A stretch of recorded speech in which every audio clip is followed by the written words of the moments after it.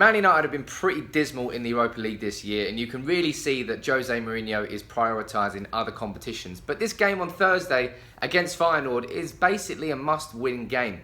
If we look at the Europa League tables, we can see that Feyenoord and Fenerbahce are topping it with 7 points, and Man United are there just behind with 6. We've beaten Zorya Luhansk at home, and we've beaten Fenerbahce at home.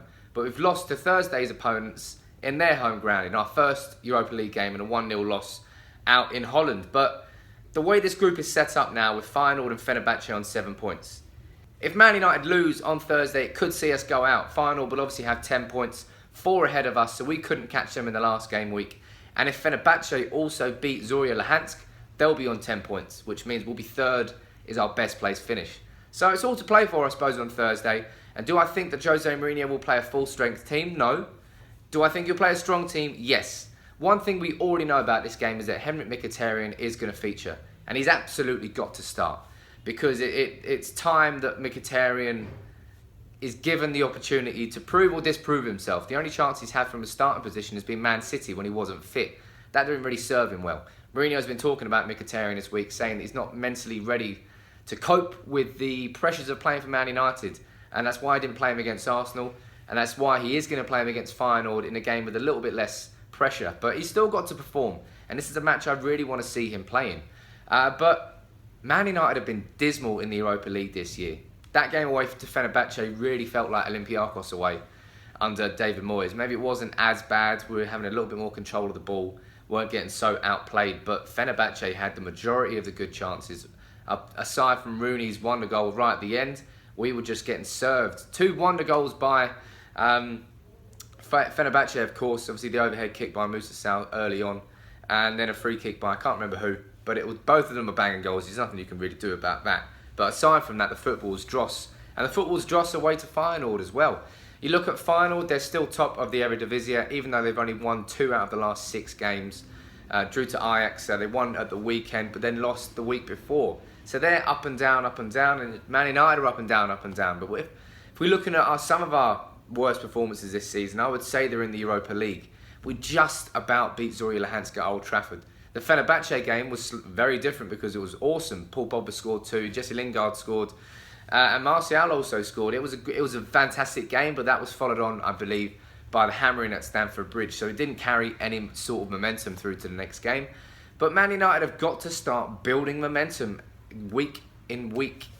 We've got a 1-1 draw against Arsenal, which is not a momentum builder. It's a momentum sucker because that should have been 3 points. But we've got Feyenoord followed by 2 games against West Ham. One in the EFL Cup, one in the Premier League. Both at home. So we've got 3 games at home within the space of a week. And we've got to start making this home advantage count. Because Man United are just...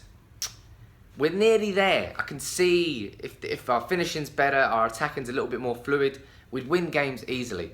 Zlatan Ibrahimovic, I expect him to return to the starting lineup. Something I also expect to see from Mourinho is Herrera and Pogba in midfield. Now, some people are going to say that they should be rested, but Pogba definitely shouldn't be rested because he needs these games to get himself back to where he wants to be. He's playing much, much better in recent games. He's 100% fit. He's capable of playing 2 or 3 games a week at his age. And Ander Herrera, I don't really think we've got an alternative in the squad. I don't want to see Marouane Fellaini in there, but it'll be in.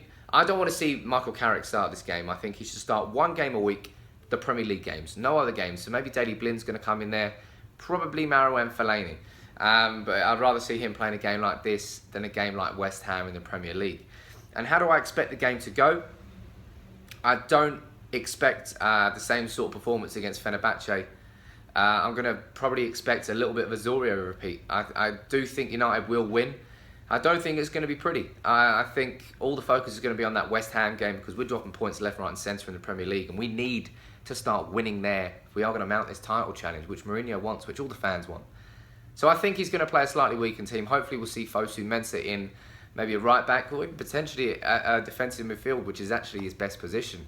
I'd like to see Marcus Rashford get a rest because he's really looking tired at the moment, which is again why it's so important that Henrik Mkhitaryan starts this game. Rooney could also come in. We'll do our predicted 11 as always, so make sure you check out that video. But my prediction for this game, I'm going to go for a 2-0 win with a second goal late on. I do think United will be in control, but I don't think it's going to be a very entertaining, exciting, flowing game.